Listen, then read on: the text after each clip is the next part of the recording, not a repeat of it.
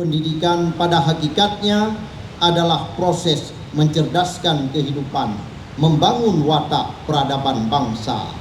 Selamat Hari Pendidikan Nasional 2026.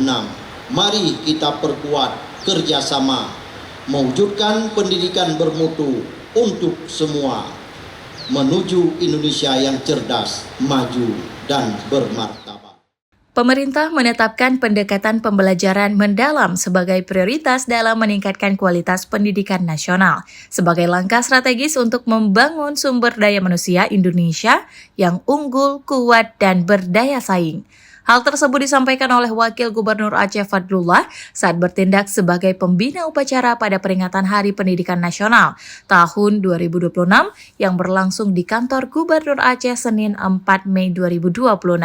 Dalam kesempatan tersebut, Wagub Fadlullah menyampaikan bahwa pendidikan pada hakikatnya merupakan proses yang dilaksanakan secara tulus untuk menumbuh kembangkan potensi peserta didik agar menjadi insan yang beriman, berakhlak mulia, cerdas, dan bertanggung jawab.